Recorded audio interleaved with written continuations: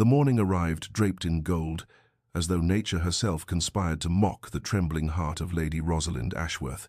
Through the tall windows of her chambers at Ashworth Manor, sunlight spilled across Persian carpets and caught in the crystal vases overflowing with orange blossoms, their heavy, sweet perfume saturating the air until she could scarcely breathe without tasting wedding on her tongue. Her maid, Martha, moved about the room with practiced efficiency, laying out silk stockings and pearl-buttoned gloves, while her mother's seamstress made final adjustments to the ivory gown that hung like a ghost against the mahogany wardrobe. Rosalind sat motionless at her vanity, watching her own reflection as though observing a stranger, her chestnut hair being arranged into an elaborate coiffure threaded with seed pearls and white roses. She looked, she thought distantly, exactly as a bride should look, porcelain skin, lips touched with just enough color to suggest health rather than artifice, eyes wide and clear. Yet beneath the composure, beneath the careful arrangement of silk and sentiment, her heart beat an erratic rhythm that had nothing to do with joy. She was to marry Duke Edmund Blackwood in 3 hours' time, a man she had met precisely 7 times during their courtship, each encounter orchestrated by their families with the precision of a military campaign. He was handsome, certainly dark-haired and tall, with the kind of aristocratic features that looked as though they had been carved from marble by an artist who favored sharp angles and brooding intensity. But he was also cold, his conversation polite yet distant, his smiles rare and seemingly rationed like wartime provisions. Her mother called him distinguished, her father called him an excellent match. Rosalind called him, privately, in the silence of her own thoughts, utterly unknowable. She had told herself, during sleepless nights when doubt crept through her resolve like winter through cracked windows, that love might come later. That warmth could grow between 2 people bound by vows and shared purpose. That perhaps his coldness was merely reserve, and beneath it lay depths she had not yet been permitted to explore. The thought offered small comfort now as she watched Martha's hands work through her hair,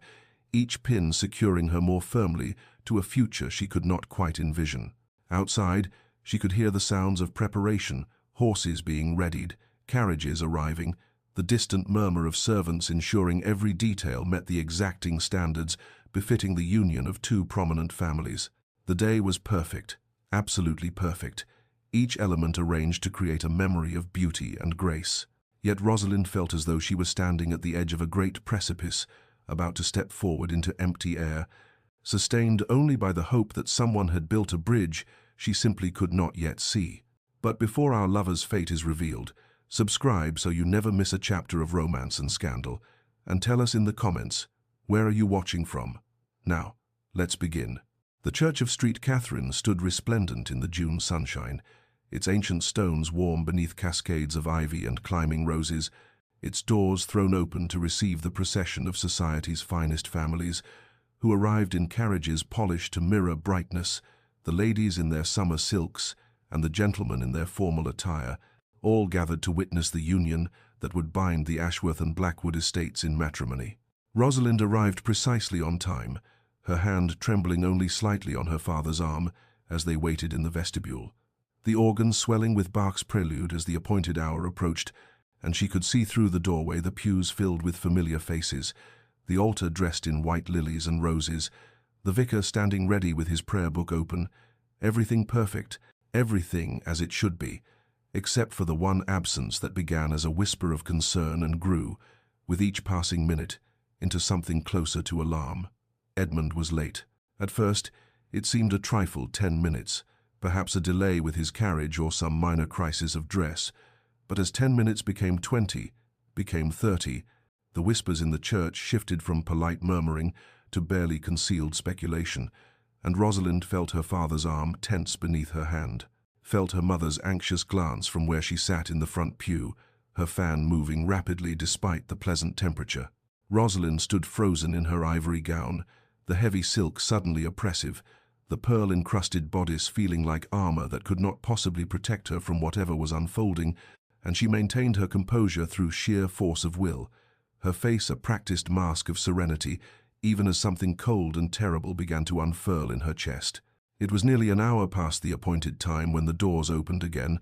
not to admit the Duke, but rather his private secretary, Mr. Thornfield, a thin man with apologetic eyes who carried a sealed letter and approached the vicar with the kind of careful dignity one might employ when diffusing an explosive device. The church fell absolutely silent. Rosalind watched as the vicar broke the seal, read the contents, and his face underwent a transformation from confusion to shock to something that looked almost like pity. And when he looked up at the assembled guests, then at Rosalind herself, she knew with absolute certainty that her life was about to shatter into pieces she would never be able to properly reassemble. The vicar's voice, when he spoke, seemed to come from very far away, as though she were hearing it through water. "I regret to inform the assembled guests that His Grace, the Duke of Blackwood, will not be joining us today. He has chosen to honor a prior commitment of marriage to Lady Constance Fairfax, daughter of the Earl of Pemberton." The words landed like physical blows.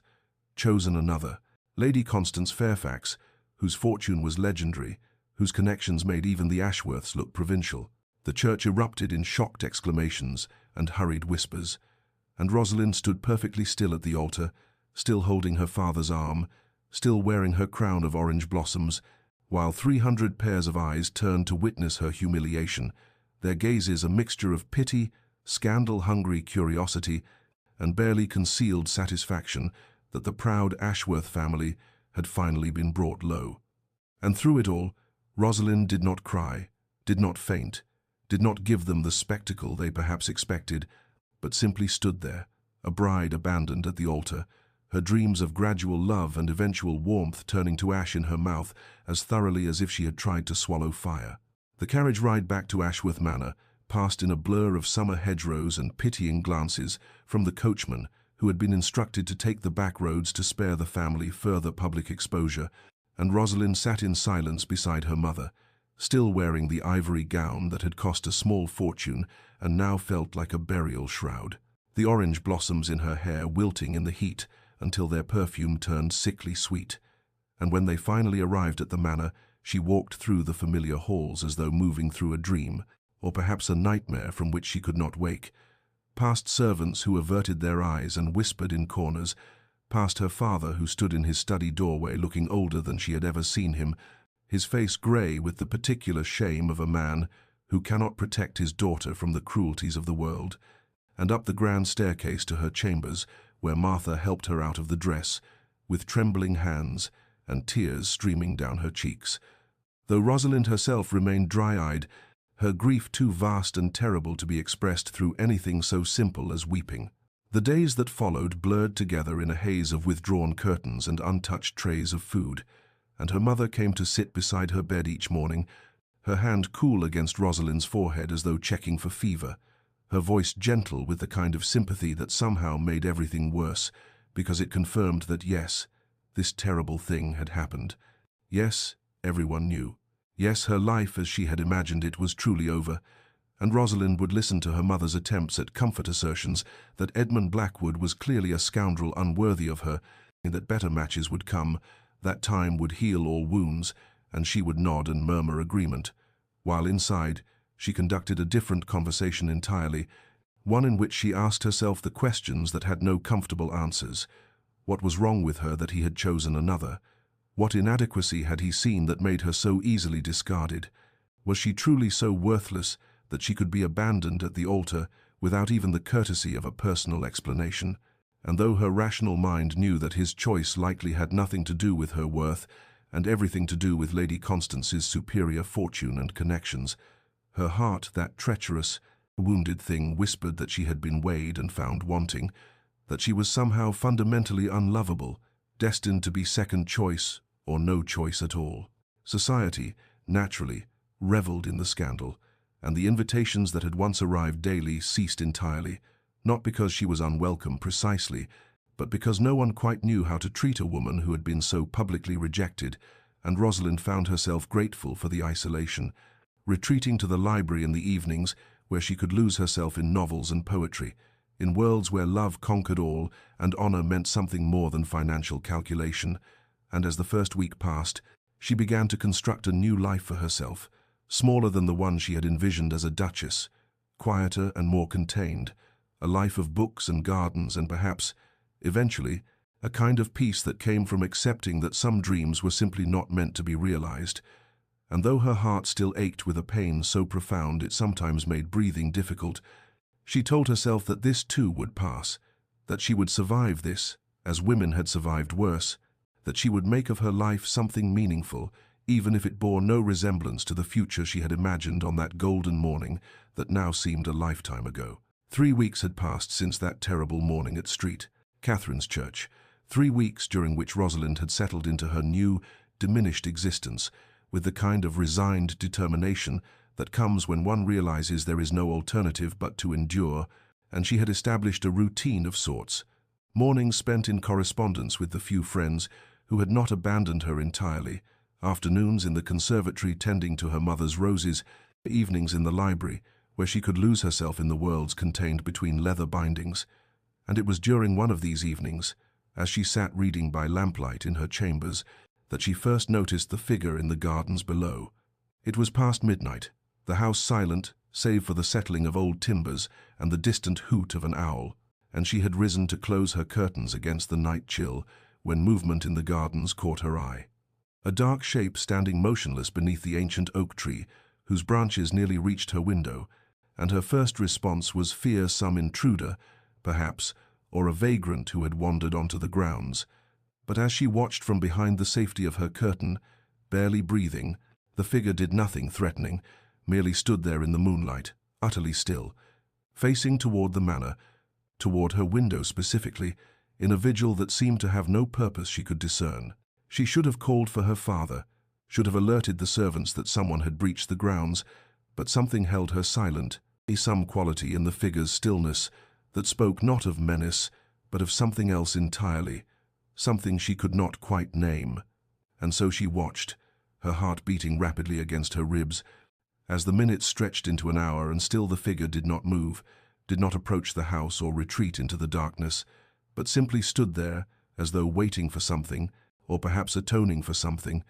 or perhaps merely bearing witness to her lighted window in the silent house. When she finally retired to bed near 2 in the morning, the figure was still there, and when she woke at dawn and rushed to the window, the gardens were empty, showing no sign that anyone had ever stood vigil beneath the oak, save for a slight depression in the grass, where someone had stood for hours without moving, and she told herself she had imagined it, that her grief-addled mind had conjured phantoms to populate her isolation. But the next night, as she prepared for bed, she could not resist checking the window, and there he was again, for she had begun to think of the figure as he standing in precisely the same spot, his posture one of absolute stillness. And this time she did not watch for merely minutes, but for hours, sitting in her window seat, with the lamp extinguished, so he could not see her observing him, and she felt a strange mixture of fear and curiosity, and something else, something that felt dangerously like hope, or perhaps its shadow, stirring in her chest despite her best efforts to smother it. On the third night, Martha mentioned in passing while brushing out Rosalind's hair that the gardener had reported seeing a gentleman in the grounds after dark, a tall man in fine clothing who made no attempt to hide himself but who disappeared before anyone could approach him, and Rosalind felt her pulse quicken at this confirmation that she had not imagined the figure, that someone was indeed keeping this strange vigil beneath her window, for reasons she could not begin to fathom, and though she maintained her composure and told Martha it was likely just someone taking a shortcut through the grounds, inside her mind raced with questions she could not answer, and emotions she could not name, a terrible confused stirring of something that felt both like dread and anticipation, as though she stood on the edge of some precipice she could not see but could sense in the darkness ahead. The seventh night brought a moon so full and bright it turned the gardens silver, transforming every leaf and blade of grass into something almost ethereal, and Rosalind had positioned herself at the window earlier than usual, driven by a compulsion she refused to examine too closely, when the figure appeared at his customary position beneath the oak tree, and this time, whether by design or by chance or by some cruel mercy of fate, the moonlight fell directly upon his face, illuminating features she had tried so desperately to forget, and the recognition hit her with the force of a physical blow. Edmund Blackwood, Duke of Pemberton, the man who had abandoned her at the altar, stood vigil beneath her window. The shock gave way almost immediately to rage, a fury so pure and terrible it left her trembling, her hands gripping the windowsill until her knuckles turned white. And she wanted to scream, to throw open the window and demand what right he had to come here, to stand on her family's grounds after what he had done, to haunt her nights with his presence when he had chosen another woman, married another woman, built a life with another woman, while she languished in shame and isolation. And the audacity of it, the sheer presumption that he could simply appear here without invitation or explanation, that his presence might be anything other than a fresh wound, upon wounds barely beginning to heal, made her want to descend to the gardens, not to speak with him, but to strike him, to make him feel even a fraction of the pain he had inflicted upon her. Yet even as fury coursed through her veins like poison, another part of her mind worked with cold calculation, weighing her options with the kind of strategic thinking that grief and humiliation had taught her, and she realized that confronting him would give him exactly what he seemed to want: her acknowledgement, her attention, and her emotional engagement. And why should she grant him anything when he had granted her nothing but public humiliation and private anguish? And so she made a decision in that moment, standing at her window with moonlight streaming across her face and rage burning in her chest, that she would not confront him, would not speak to him, would not even acknowledge that she had seen him or knew of his presence, because to do so would be to admit that he still had power over her emotions, that he could still move her to action, that he mattered at all in the small, careful life she was building from the ruins he had left. From that night forward, a strange ritual established itself in the grounds of Ashworth Manor, a silent war conducted through presence and absence, acknowledgement and denial, for Edmund came every night without fail, arriving shortly after midnight and remaining until the first hints of dawn touched the eastern sky. Standing motionless in wind and weather, his face turned toward her lighted window, and Rosalind, for her part, maintained her position of absolute indifference, never opening her window to speak to him, never sending a servant to drive him away, never by word or gesture, or even the flicker of a curtain, indicating that she knew he was there, though in truth she was always aware of him,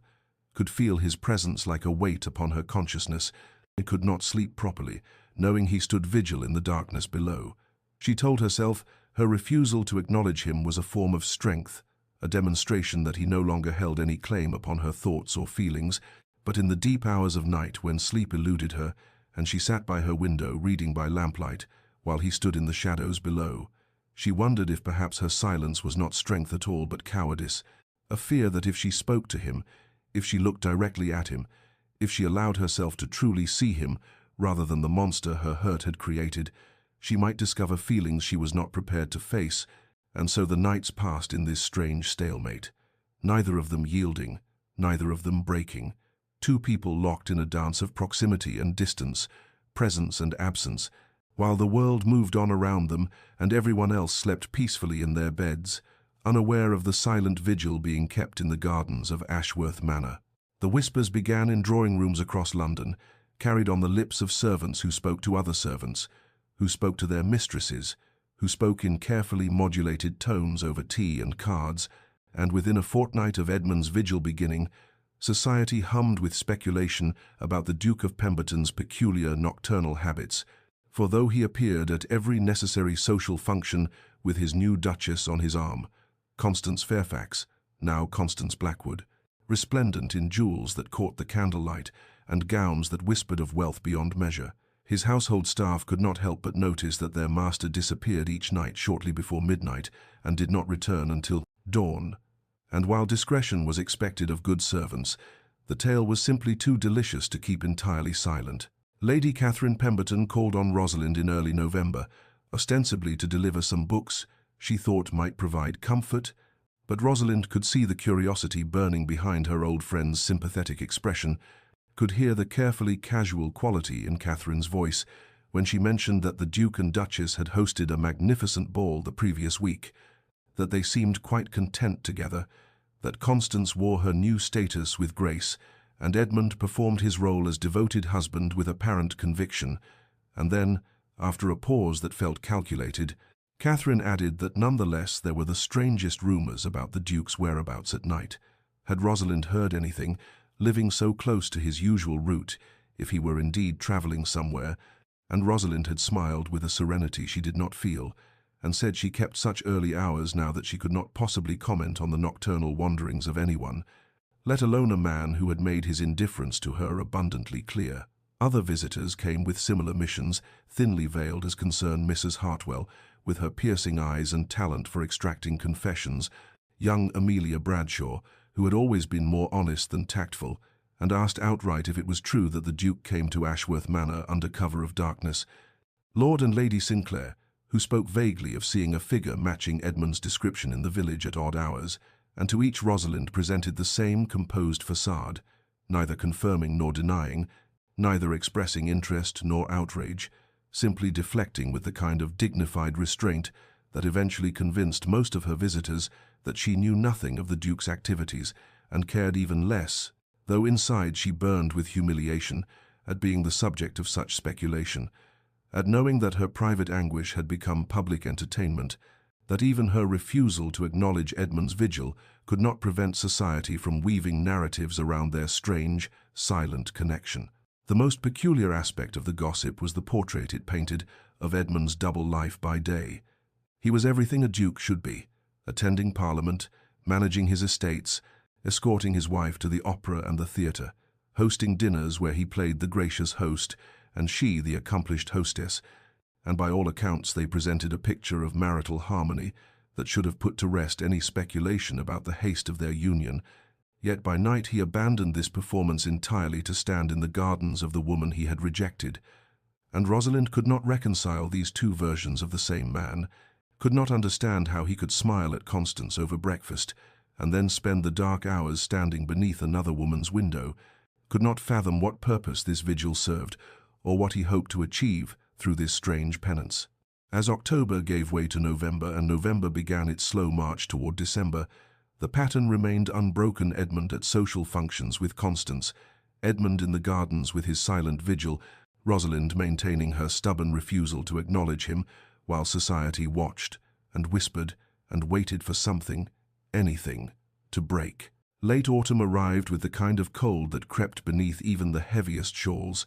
transforming the once verdant gardens into a landscape of bare branches and frost-touched earth, and on a particularly brutal November night, when rain fell in sheets so thick it obscured everything beyond a few feet,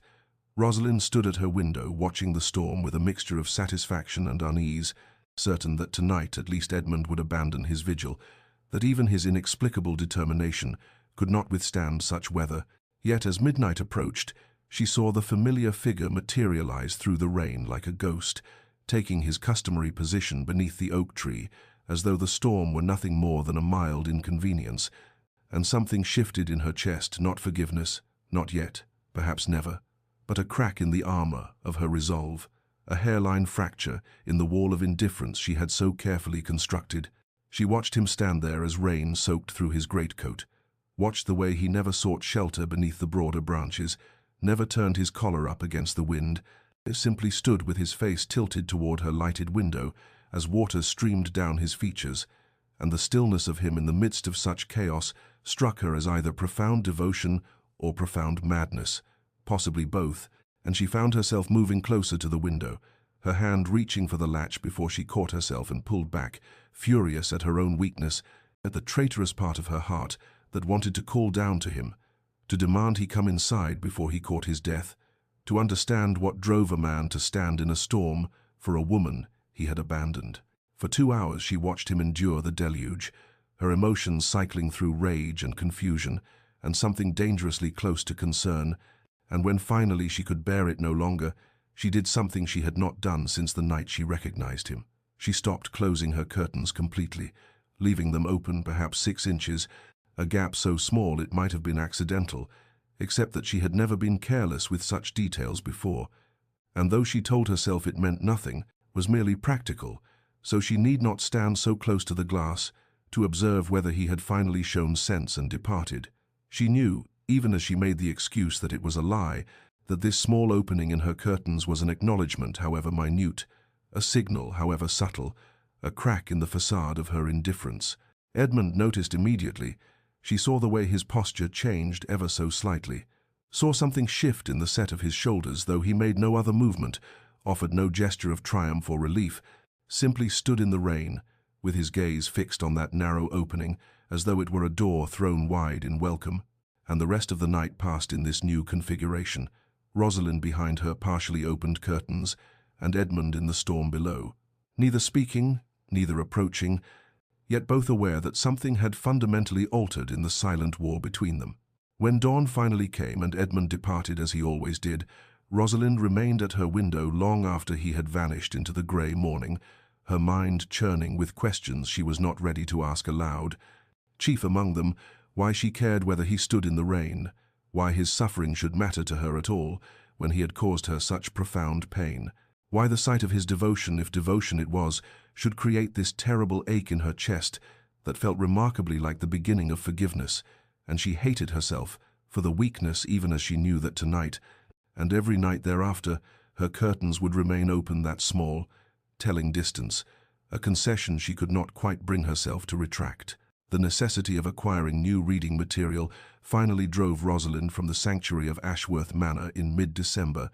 for she had exhausted the library's offerings and her mother's well-intentioned suggestions that she might attend small gatherings or receive more visitors had only strengthened her resolve to find solace in literature rather than society. And so on a grey afternoon, when the threat of snow hung heavy in the air, she ventured into the village with only her maid Martha for company, making her way to Hartwell's Books, the modest shop that had supplied her family's reading habits for 2 generations, and she had just entered the warm interior with its familiar scent of leather and paper, and was running her gloved fingers along the spines of newly arrived volumes, when she sensed rather than saw another presence in the narrow aisle, and turning found herself face to face with Edmund Blackwood at a distance of perhaps 3 feet, close enough to see that the months had carved themselves into his features with cruel precision, for the man before her bore little resemblance to the composed Duke who had left her at the altar. His face was gaunt, shadows pooled beneath eyes that seemed to have forgotten sleep, and there was a quality of barely suppressed anguish in his expression that made her breath catch, even as fury rose hot in her throat. They stood frozen in that narrow space between shelves, the air between them dense with all the words that had never been spoken, and Rosalind's first instinct was to turn and flee, but pride locked her limbs in place, would not allow her to grant him even that small victory of driving her from a public space, and so she lifted her chin and met his gaze with all the ice she could summon, waiting for him to speak or move or do something to break this terrible suspended moment. And when he finally did speak, his voice was rough, unpracticed, as though words had become foreign to him in the long, silent hours of his vigil. "Lady Rosalind," he said, and the formal address felt like another small wound, a reminder of the intimacy they might have shared, the Christian names they might have used had he not chosen differently, and she inclined her head in the barest acknowledgement, her own voice when it came sounding brittle and strange to her own ears. "Your Grace." The title sat between them like a wall, a reminder of all the distance rank and choice had created, and she saw something flinch in his expression, saw his hand move as though to reach for her before falling back to his side, and the silence stretched again until he said with quiet intensity, "I deserve your hatred, but not your indifference." And the words struck her with unexpected force because they named precisely the thing she had been trying so hard to maintain, the careful neutrality that was her only defense against the chaos of her actual feelings,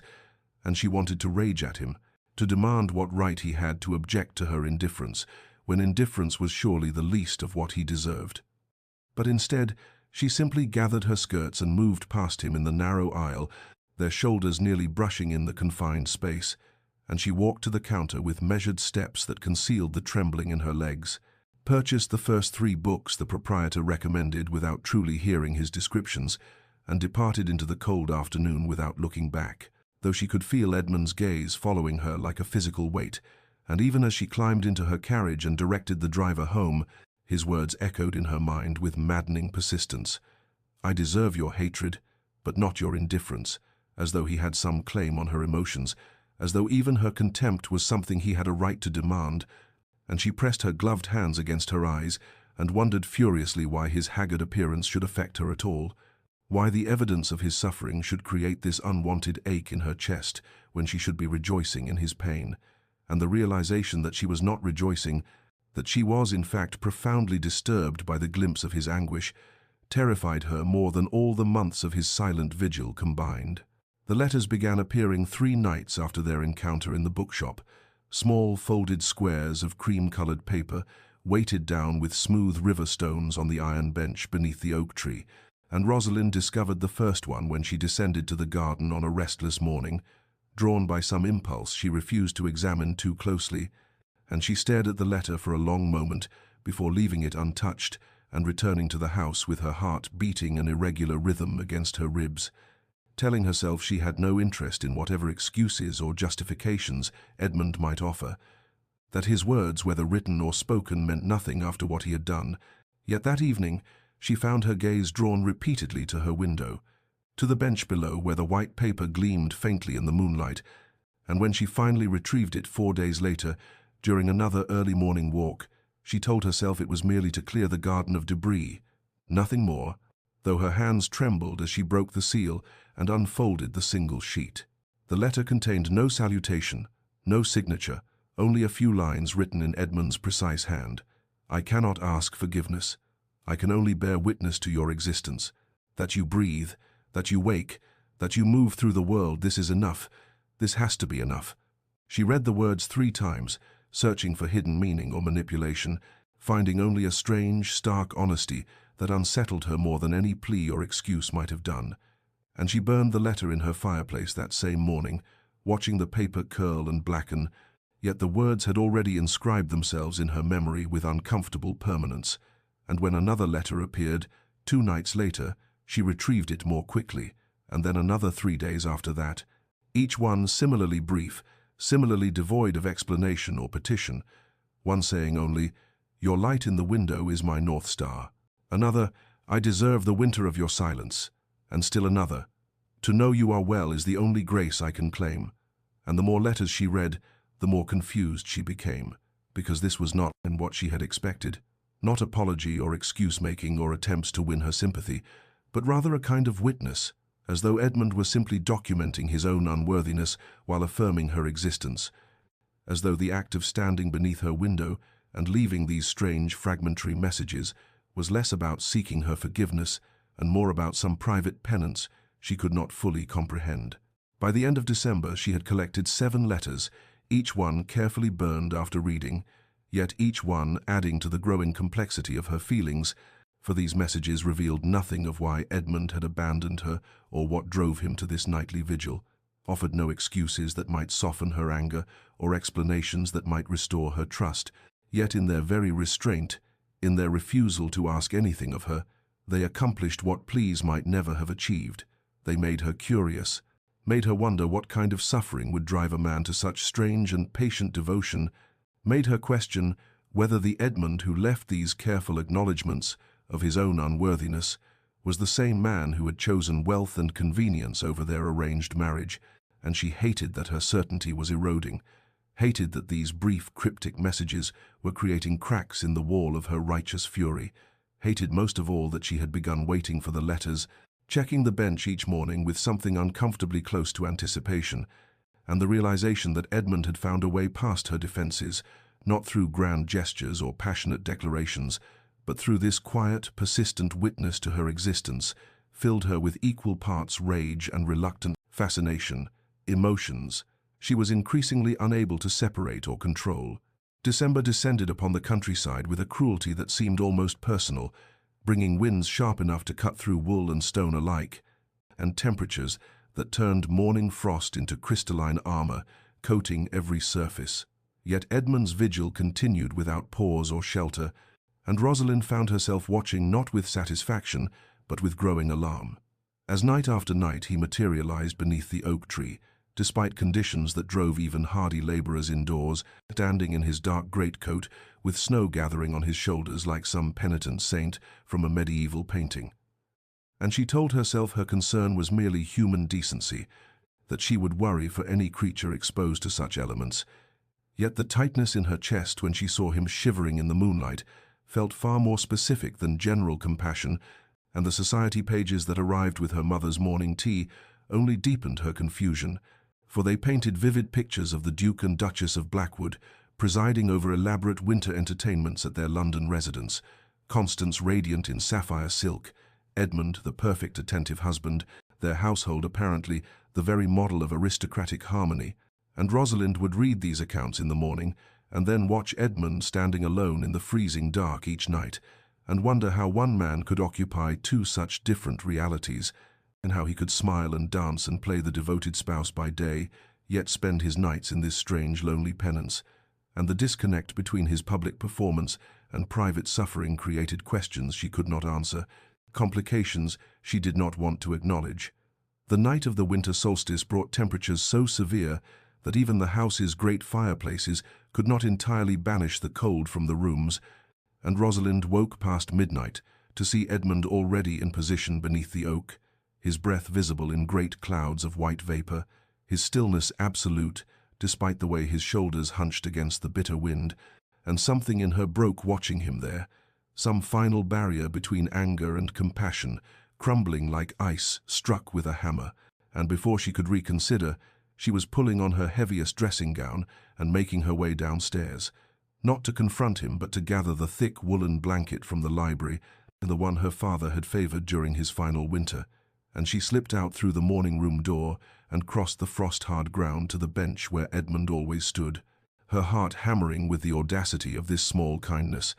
and she draped the blanket across the bench's wooden surface and retreated quickly to the house without looking toward the oak tree, without acknowledging his presence in any direct way, maintaining the fiction that she simply happened to be airing bedding in the middle of a frozen night. When she reached her window and finally allowed herself to look down, she saw Edmund standing motionless as always, but his gaze was fixed on the bench, on the dark wool of the blanket, and even from this distance she could see something shift in his posture, some infinitesimal relaxation of the rigid control he maintained, and after a long moment he moved to the bench and gathered the blanket around his shoulders, and the sight of him wrapped in her father's old covering created such a complex tangle of emotions in Rosalind's chest that she had to press her hand against the window pane to steady herself, and she understood with sudden clarity that this was a conversation, that the blanket was a word spoken into the silence between them, neither forgiveness nor absolution, but a recognition that his suffering was real and witnessed, and when he looked up toward her window, she did not hide but let him see her there, let him know that this small mercy was deliberate and conscious, and the way his hand rose to his heart in wordless acknowledgement made her turn away, trembling, wondering what she had begun, what door she had opened with this one simple gesture of human kindness toward the man who had destroyed her future. And as she climbed back into bed she could still see him in her mind's eye, wrapped in wool that smelled of pipe smoke and old books and her father's gentle presence, standing vigil in the killing cold. And she did not know whether she was offering comfort or cruelty, mercy or prolonged torture, knew only that she could no longer maintain the fiction of indifference, that Edmund Blackwood's pain had become somehow entangled with her own, and the recognition terrified her more than all the months of his silent watching combined. The truth came to Rosalind not as a single revelation, but as fragments gathered over weeks, like pieces of broken glass that slowly assembled themselves into a coherent if painful picture,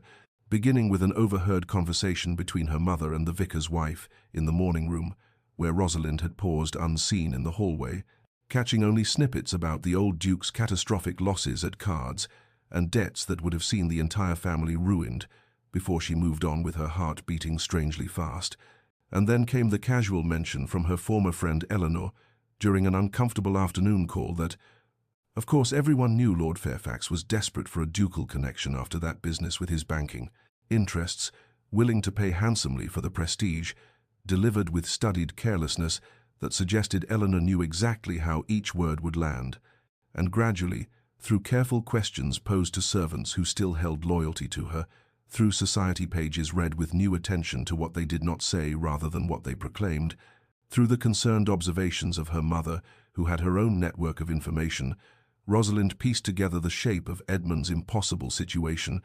learning that his father, the old Duke, had gambled away not merely a fortune but the very foundation of the Blackwood estate, and that creditors had been circling like carrion birds, ready to strip the family of everything, including the ancestral lands that had been held for 6 generations. that Edmund's 3 younger sisters would have been left without dowries or prospects or even the basic dignity of a home, and that Lord Fairfax, with his nouveau riche desperation for aristocratic connections, had offered a devil's bargain, a complete forgiveness of all debts, and a substantial settlement besides, in exchange for Edmund's marriage to Constance,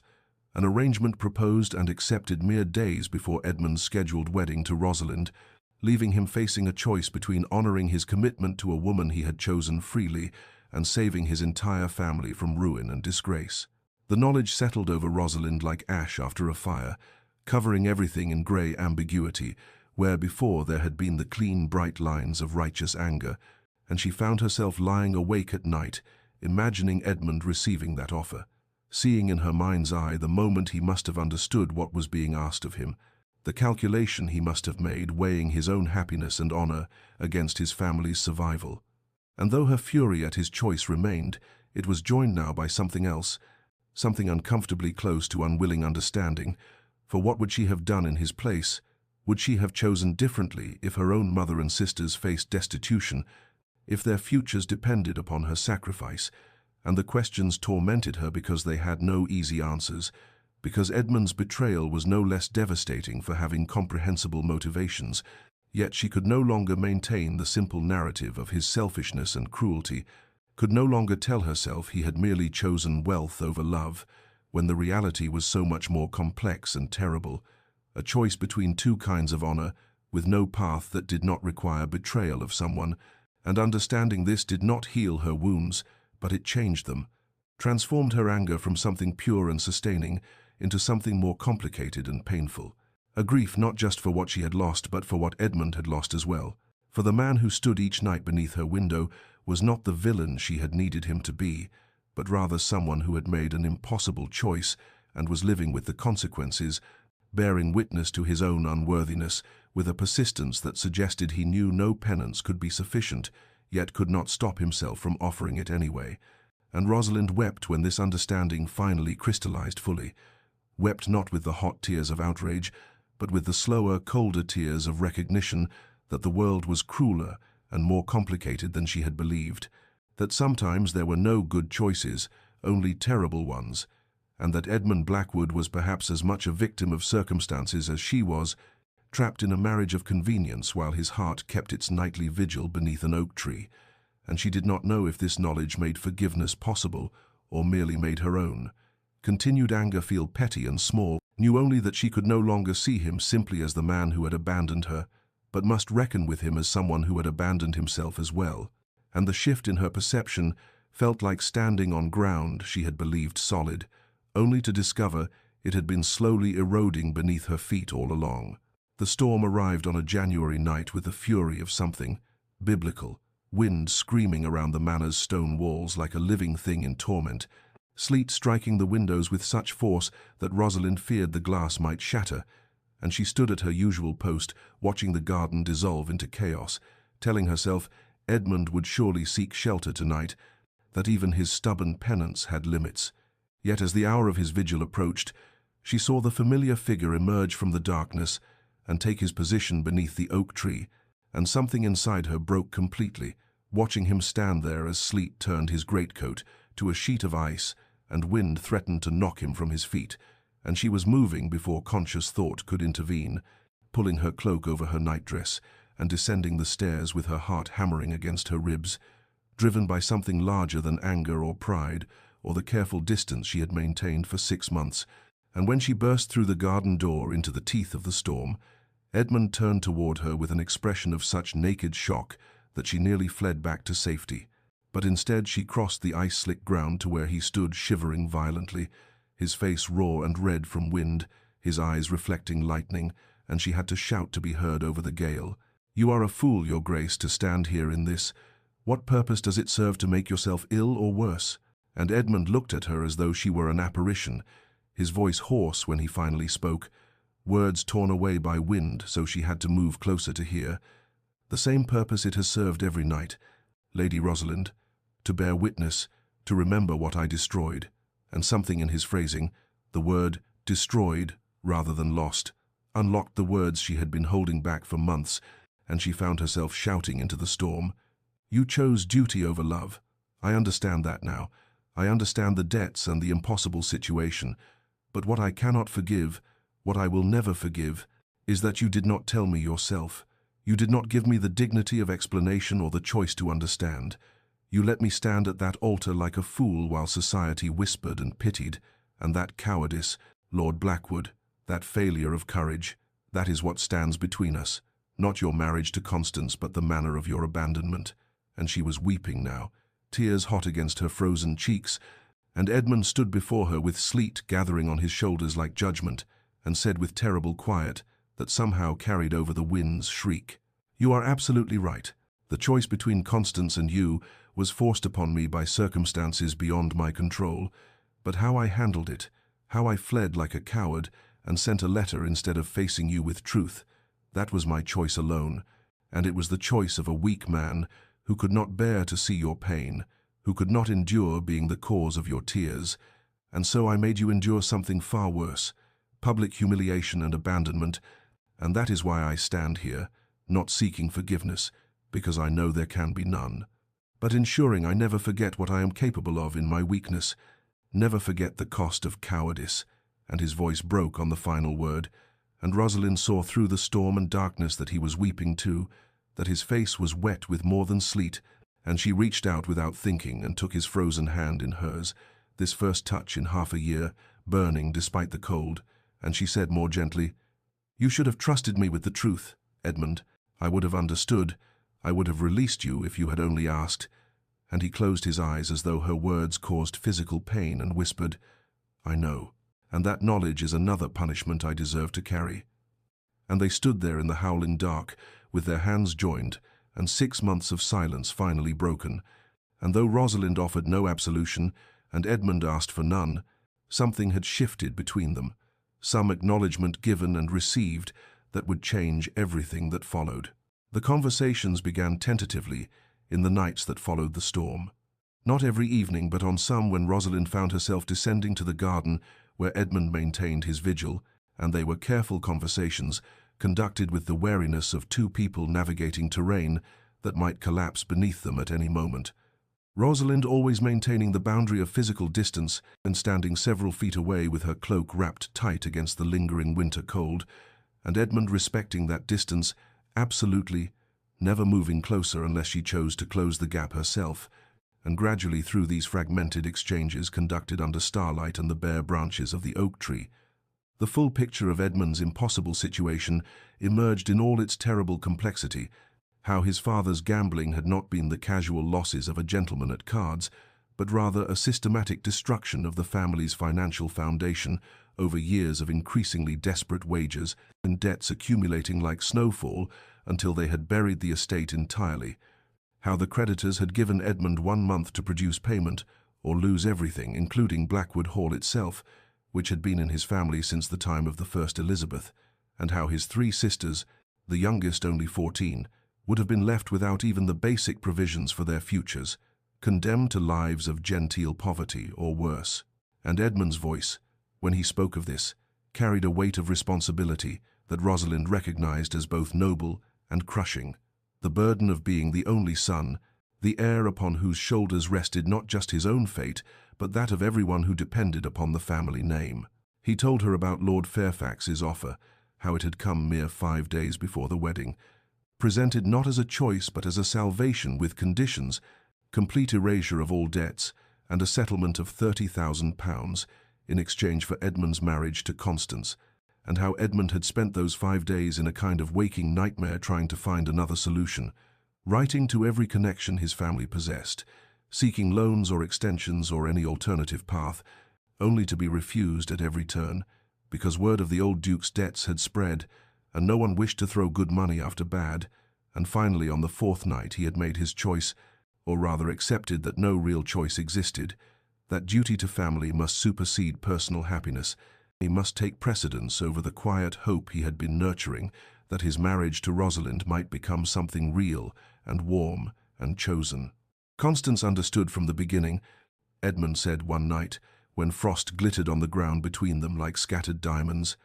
Her father arranged it as he arranged everything in her life,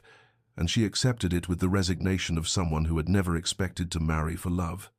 But you, Rosalind, you were different. You were the one thing I had chosen for myself, the one decision I had made from the heart rather than duty. And destroying that, destroying us,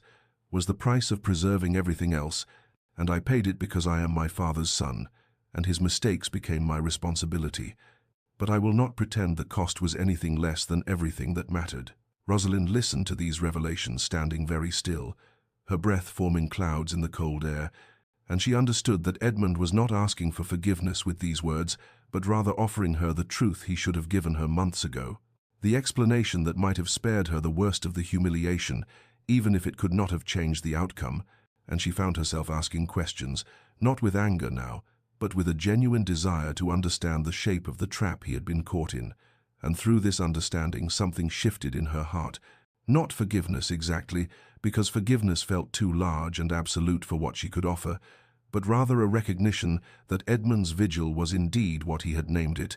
both penance for his cowardice in the manner of abandonment and a kind of prayer,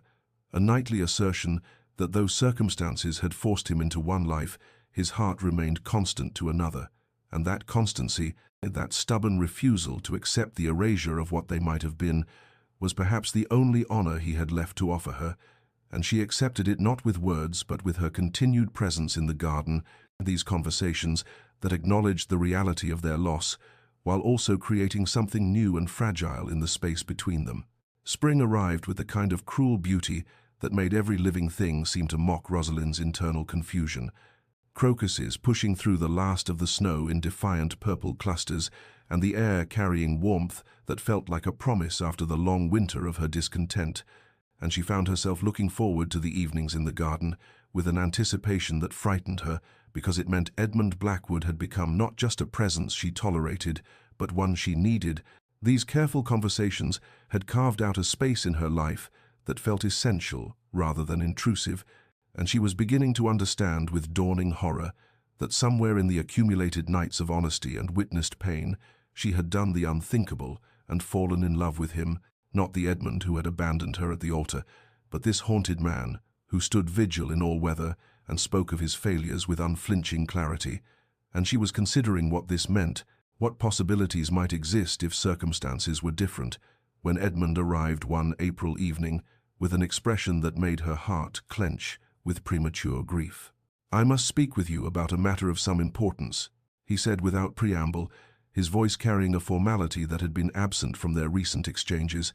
and Rosalind felt the ground shift beneath her feet as she waited for whatever blow was coming. "Constance is with child," Edmund continued, the words falling like stones into still water. "The announcement will be made public within the week, and I wanted you to hear it from me directly, rather than through society gossip or the papers." Rosalind stood very still, processing this information and all its implications. The absolute nature of Edmund's duty now that a child was involved, an innocent life that would bind him irrevocably to Constance and to the choice he had made 8 months ago, and she realized with shock that she had been harboring some small, unacknowledged hope that circumstances might somehow change, that the impossible might become possible, but a child ended all such speculation with the finality of a door closing on a room she would never enter. "I see," she managed, her voice steadier than she felt. "Then I offer my congratulations to you and the Duchess." Edmund flinched at the title, at the formality she had deliberately employed, and continued with visible effort. "This means I must cease these visits, Rosalind. It is no longer appropriate for a married man to maintain such a vigil, especially one who will soon be a father. My duty must be absolute now, to Constance and to the child who had no choice in the circumstances of their creation, and I cannot in good conscience continue to divide my attention and my heart when there is an innocent life that will depend upon my presence and my care."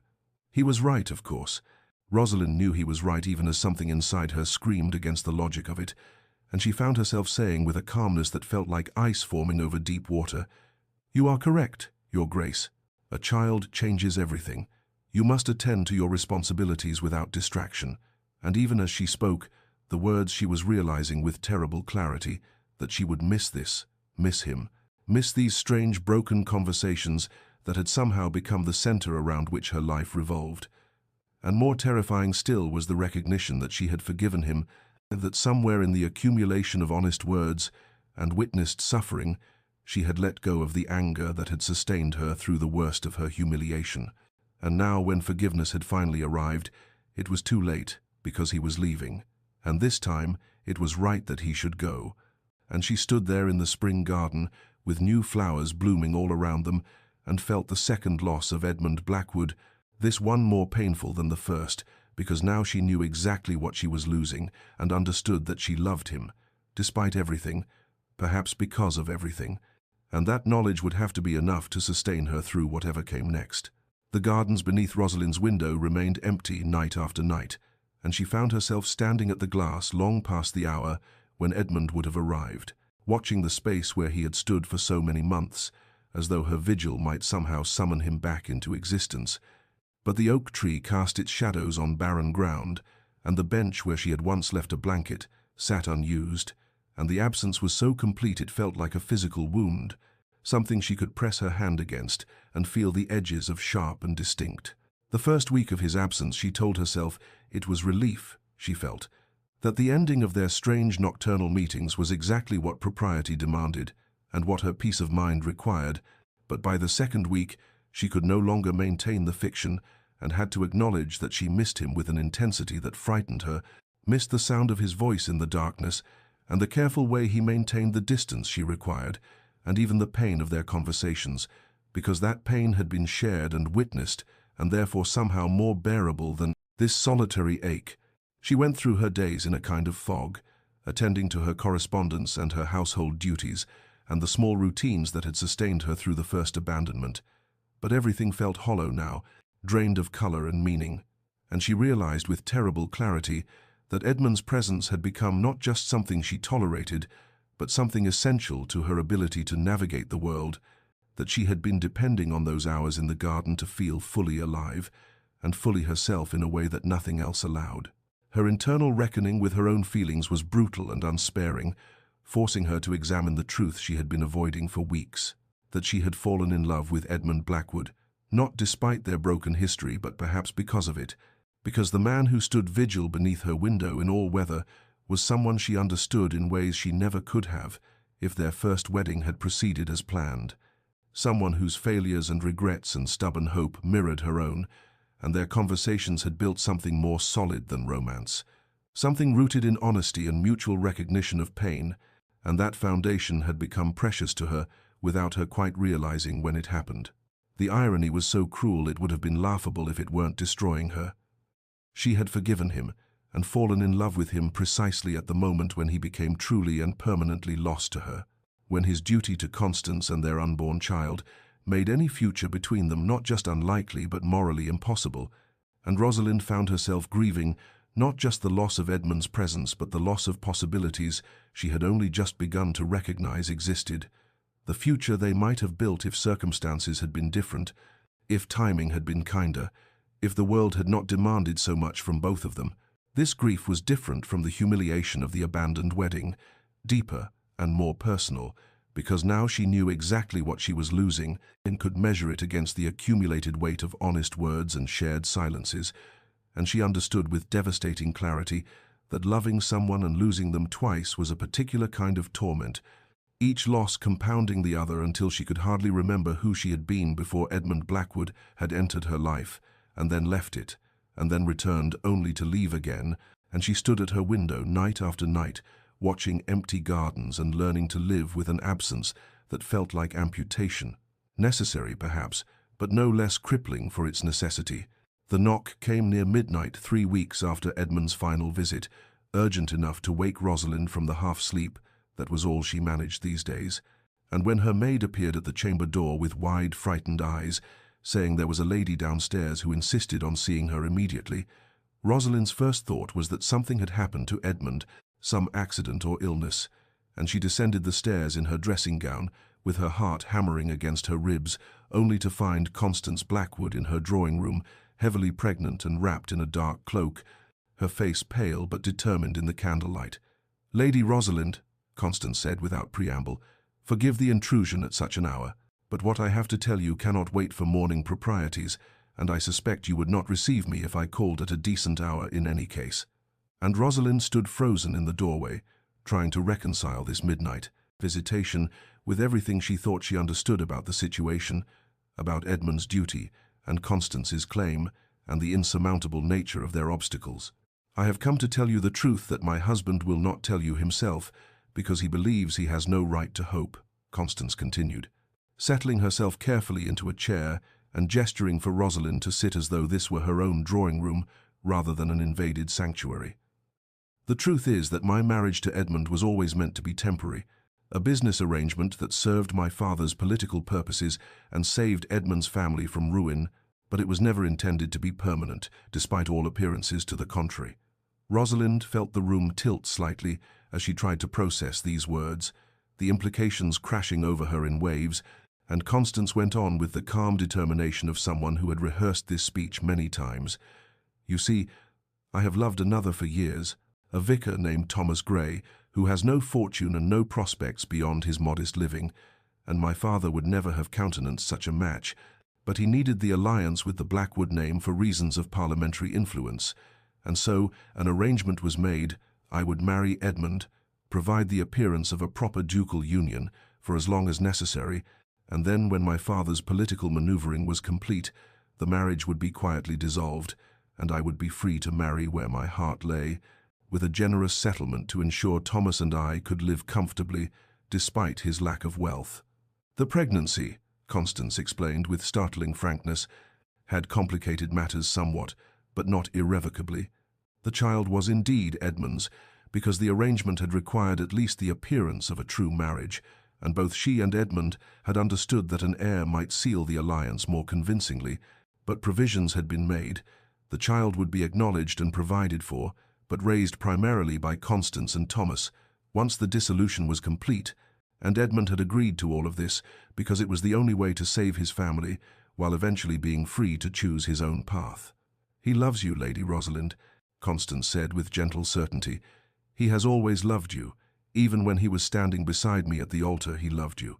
And every night he spent beneath your window was not mere penance but prayer, that somehow you might understand, might forgive, might wait, though he had no right to ask for any of those things." And she reached into her cloak to produce a letter bearing Edmund's seal. "He does not know I have come here tonight. He would be furious if he knew, because he believes he has forfeited any claim to your regard, and that you deserve better than a man who abandoned you, once regardless of his reasons. But I could not let you go on believing that he is lost to you, when the truth is that he is bound only by his own conviction that he is unworthy of a second chance." Rosalind took the letter with trembling hands, her mind reeling with the enormity of what Constance had revealed, and when she finally found her voice, it came out as barely more than a whisper. "Why are you telling me this?" And Constance smiled with something that looked like understanding and perhaps a touch of envy, saying, "Because I know what it is to love someone society deems impossible, and because Edmund Blackwood is a better man than he believes himself to be, and deserves the happiness he will never claim for himself, and because you, Lady Rosalind, deserve to make your choice with full knowledge rather than in ignorance, as you were forced to before." And then she was rising with some difficulty, preparing to leave as abruptly as she had arrived, and Rosalind stood there in her drawing room at midnight, holding a letter that might change everything, and feeling the future shift beneath her feet like sand after a wave. Uncertain and terrifying, and full of possibilities she had thought forever closed to her. Rosalind sat awake through what remained of the night after Constance's departure, the sealed letter lying unopened on her writing desk, while she wrestled with the question that Constance's revelation had thrust upon her. Could she trust again? Could she believe in promises after they had been so spectacularly broken before? Could she risk her heart a second time, knowing exactly how it felt to have it shattered? And the dawn found her no closer to certainty, but possessed of a strange clarity that whatever answer she arrived at must come from confronting Edmund directly, rather than reading words he had written without knowledge of Constance's intervention. She dressed carefully in the grey morning light, choosing a simple day dress rather than anything that might suggest she was making an effort to impress, and instructed her driver to take her to Blackwood Hall without allowing herself time to reconsider the decision, and the journey passed in a blur of countryside, still wet with spring rain, while her mind rehearsed and discarded 100 different speeches, until she realized that there was really only one question that mattered, one test that would tell her everything she needed to know about whether a future between them was possible or merely another beautiful impossibility. The butler who answered the door at Blackwood Hall looked startled to see her, but admitted her without question, perhaps sensing something in her bearing that made objection impossible, and he led her through halls she had never seen before to Edmund's private study, where he knocked once and entered to announce her presence, and Rosalind followed before she could lose her nerve to find Edmund rising from behind a massive oak desk covered in papers and ledgers, and the sight of him stopped her breath because Constance had been right about his appearance. He looked broken in ways that had nothing to do with physical injury, his face drawn and pale and marked with the kind of exhaustion that spoke of sleepless nights and abandoned hope. "Rosalind," he said, and just her name in his voice contained such a mixture of longing and despair that she almost turned and fled, but she had not come this far to retreat now, and so she remained in the doorway while the butler withdrew and closed the door behind him, leaving them alone together for the first time since that night in the garden when he had told her he would not return. "I have one question to ask you," she said, keeping her voice steady through force of will, "and I require an honest answer regardless of what you think I wish to hear or what propriety might demand." And Edmund nodded slowly, his hands gripping the edge of his desk as though he needed its solidity to remain upright, and she drew a breath and asked the question that would determine everything. "If you were free, if all obstacles were removed and you could choose without consequence or duty to constrain you, would you still want me after everything that has passed between us? After the hurt and the anger and the months of silence, after you have seen me at my worst and I have seen your failures laid bare, would you still choose me?" The silence that followed her question seemed to stretch for an eternity, while Edmund stared at her with an expression she could not read, and then he moved around the desk with careful, deliberate steps until he stood before her close enough that she could see the shadows beneath his eyes and the tremor in his hands. And he said with quiet, devastating certainty, "Every night I stood beneath your window was my answer to that question. Every letter I left, knowing you might never read it. Every moment I remained, when any sensible man would have accepted your rejection and moved on. All of it was my answer, because wanting you has never been the question. Rosalind, wanting you is the one constant truth in a life that has required me to compromise every other principle I thought I possessed. And if I were free today, I would beg you to marry me, and if you refused, I would beg again tomorrow. And I would continue begging until you believed that my constancy is not performance or penance, but the simple recognition that you are the only future I can imagine that does not feel like slow death." And Rosalind felt tears sliding down her cheeks because she heard in his words the echo of her own desperate hope, the possibility that love built on ruins might be stronger than love that never faced testing, and she reached out to take his hand and said simply, "Then we begin again." They courted properly this time, not with the rushed arrangement that had characterized their first engagement, but with the careful deliberation of two people who had learned that love required more than attraction or duty,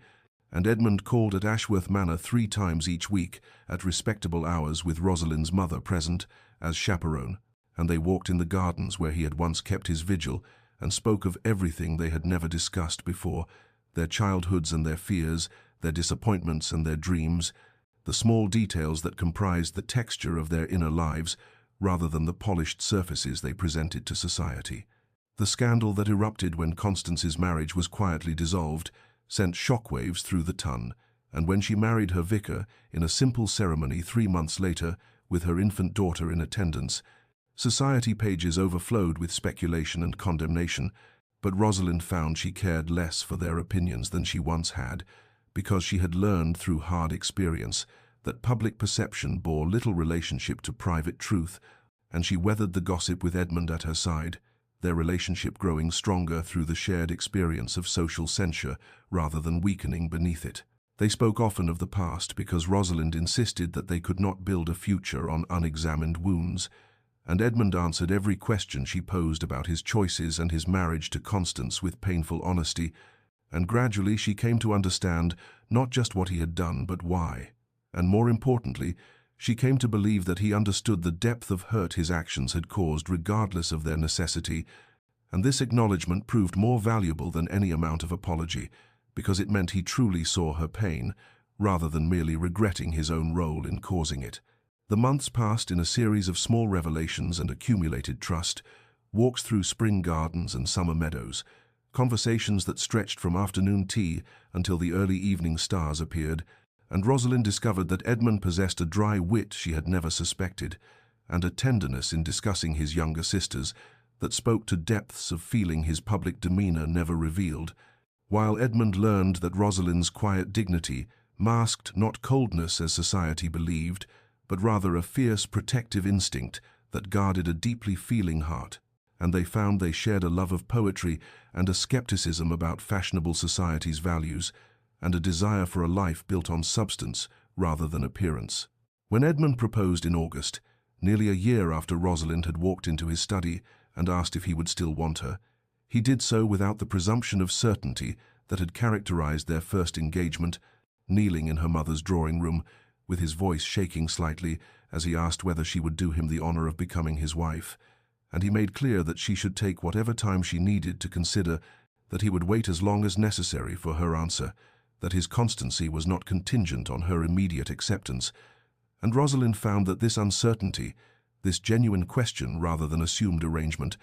was itself a kind of proposal she could trust, because it acknowledged her agency and her right to choose or refuse without consequence to his regard. She said yes that same afternoon because she had spent months learning to trust again and had discovered that love built on honesty and mutual understanding felt entirely different from love built on hope and assumption. And when Edmund slipped his grandmother's ring onto her finger, not the ostentatious diamond he had offered before, but a simple band of gold set with small sapphires, she felt the rightness of the moment settle into her bones like recognition, like coming home after a long journey through foreign lands,